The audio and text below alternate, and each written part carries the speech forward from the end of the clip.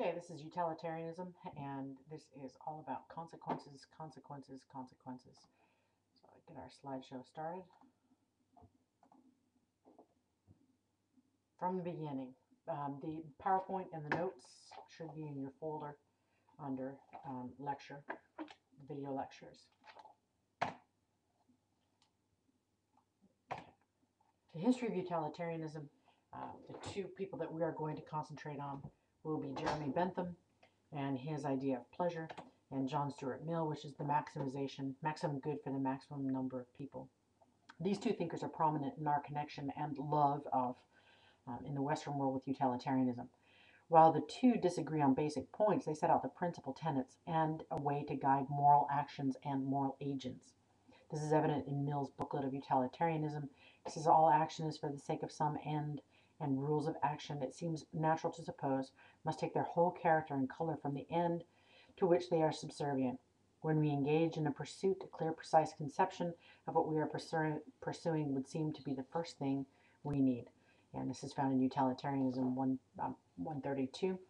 The idea here is that it is teleological in nature. Suppose I want to know what I ought to do or what would be the right thing to do. Of course, we all find ourselves in that situation. Because everything is for the sake of some end, it seems sensible to me to pay attention to that end. Mill suggests that the end I have in view determines the rightness or wrongness of an action. And that end, then, is the consequences I intend to bring about by my actions, and those consequences determine the rightness or wrongness of my actions. But what consequences do we look at? Every act that we commit could have several consequences. Which is morally relevant, and how do I know that I have arrived at that end? Mill and Bentham will affix the same word to that end, but it will have different definitions or characteristics for either of them. Happiness is a thing that in every action, and no matter the particular end, there is still the overarching principle that we are aiming for. Because Aristotle has already stated that happiness is widely disagreed upon, it will make our job of finding happiness even harder. How can I know what happiness is when it means one thing to Tom and another thing to Harry? Happiness to Mill and Bentham, they say, sure, it does vary, but that variability on happiness is only superficial. Happiness is really alike everywhere. Nature has placed mankind under the governance of two sovereign masters, pain and pleasure. It is for them alone to point out what we ought to do, as well as to determine what we shall do. On the one hand, the standard of right and wrong; on the other, the chain of causes and effect are fastened to their throne. They govern all we do, in all we say, and in all we think. Every effort we can make to throw off our subjection will serve to demonstrate and confirm it. So Mill and Bentham are going to say, proof positive, it's there already, and everything that we do, if we try and prove it, it's going to become a tautology. We're just going to see it in the premises, from the conclusion in the premises. Our goal for Bentham is to avoid pain and secure pleasure. Again, this is a materialistic philosophy, but will not only give us what we are psychologically, what we are predetermined to be, but an ethical dictate as well. Bentham notes that our motivation is that pain and pleasure always determine our actions. This is reminiscent of Hobbes, but without the nasty side effect of simply agreeing to keep our hands off each other's stuff and their person.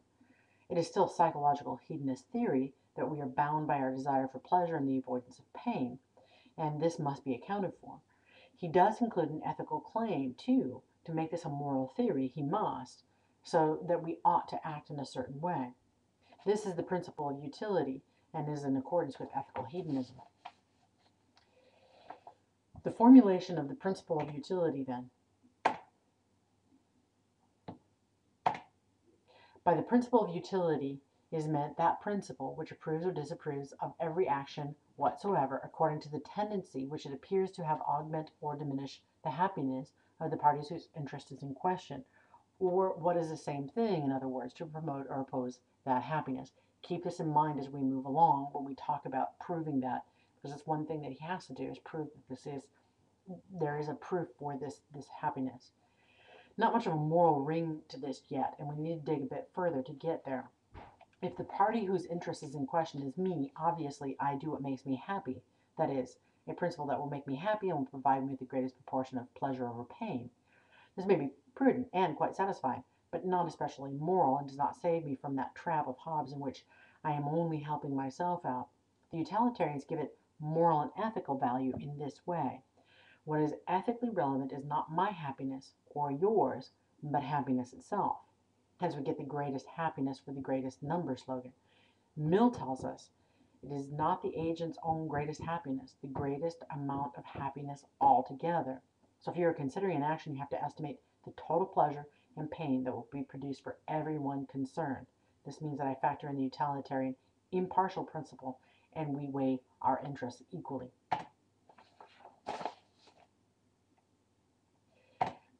The original intent was that this principle of utility was to be used in social reform. It was not just to be used for the individual, but was a tool of social criticism and social reform. It was used to change parliamentary reform, prison reform, extension of the right to vote, full legal rights for women. It made government officials accountable, my goodness, and changed punishments. It is a valuable tool in pointing out social evils and remedies. I'm going to add as an aside that while it can reform, it certainly in the wrong hands can be a great tool for evil, and especially with the poor interpretations that we have currently of the theory. Currently, the idea is in the wrong hands, and we use it, I think, as a form of punishment without end. Probably much to the dismay of Mill and Bentham. But more, I'm going to say more on this later, but in the objections, I kind of mention these. How is the tool to be used? Bentham had a dream that we would be able to use the precision of detail and thought and the principle of utility to make a calculation of the right thing to do in every situation. Beautiful dream, all of philosophy, math and ethics comes together. Of course, there is a reason why ethics is not considered a science, but Bentham wanted to do his level best to make sure that it was. How do we calculate? How will people be affected? How intensely will they be affected? We're going to add up the actions for each person. We're going to look at the consequences for the actions. When we look for this happiness, we have to look at intensity, duration, certainty, propinquity, fecundity, purity, and the extent.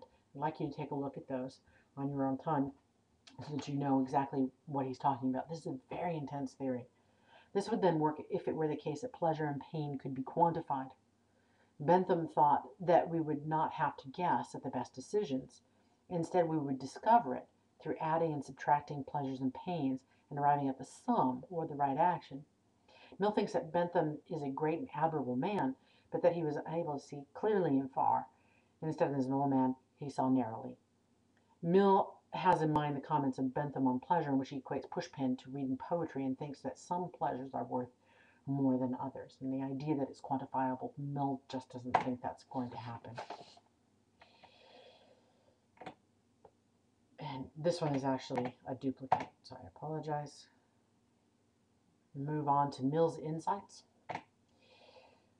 The beauty of Mill's insights is that he brings into this the idea of happiness, and he says self-sacrifice. It encourages people to sacrifice themselves for the good of the community. Singer and hunger, and I'll give you that in a second. The simplicity, there are a few simple principles, but many implications that can be drawn from them. It's very practical and easy to use in our daily life, and we can see quite quickly what the greatest happiness will be if we apply the calculus and really think about what the right thing is to do. And that idea of discovering it is always appealing to philosophers. If you're an animal rights activist, we can still consider pain and pleasure, and we can cast our net wide enough to include the animals. A little side note is that Aquinas really felt that, and Immanuel Kant did not feel that you could be or mean to animals or abuse them, and that by ruining or being cruel to animals, you were actually showing your own character in that, but also that you must protect the environment absolutely of animals. That's not to say that he wouldn't eat them. On the hierarchy, he did feel that you could still eat them. Singer thinks that the preference would be that an animal would not want to be abused in a slaughterhouse. And because we can't know that they aren't being abused, it's better not to eat them so that we don't allow slaughterhouses to be open that do abuse the animals. Singer's insight on hunger, he believes that we should do the most for people always. He asks us to consider how much we can live on and then give the rest away to charity. This means that I am not looking to my happiness exclusively, but have considered the happiness of everyone concerned. While it might make me happy to spend my extra cash on a boat, I have to consider that hundreds of people are made unhappy by my decision to spend that cash. This is a very heavy theory and not one for the weak of will or those who feel that their stuff is very valuable. The fundamental beliefs of utilitarianism: I'm going to make the world a better place. The rightness or wrongness of an action is judged solely by the consequences, state of affairs that are brought about by action. And I'm always going to act in a way that benefits all of humanity and sentient beings, those being animals. Again, the idea is that in who's to say, I can say, and I can use the principle of utility to determine the rightness or wrongness of an action. Aristotle told us to consult virtue or excellence. Plato said balance of the soul. Augustine and Aquinas would say virtue, but also the will of God.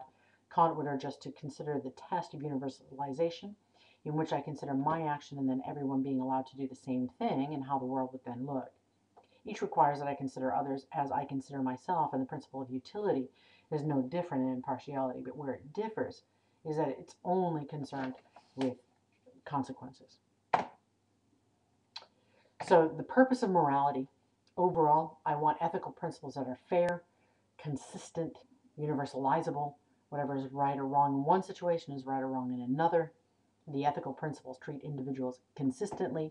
What it would be wrong to do to John would be wrong to do to Paul. Originally, they are definitely rule utilitarians.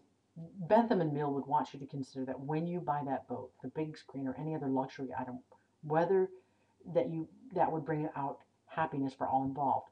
Think of the world and starving people in desperate situations all around the world. Would it bring happiness or would it bring misery? Consider yourself. Once you've considered that it could bring misery, then you need to consider yourself in the position of another and then decide how you would feel being in their shoes. This makes proof of the principle nothing more than, it boils down to nothing more than the approval or disapproval of the agent. And so they're trying to prove that if I were to convince you that the principle of utility is right, you would go, yeah, I got it, absolutely. They said that proof isn't necessary, you would come to that. But really, it seems to boil down to just the approval or disapproval of the agent, which that's when I said it gets scary. This does not lead us to the first principle of morality or proof of one. In the second part of this, I will tell you how to get there.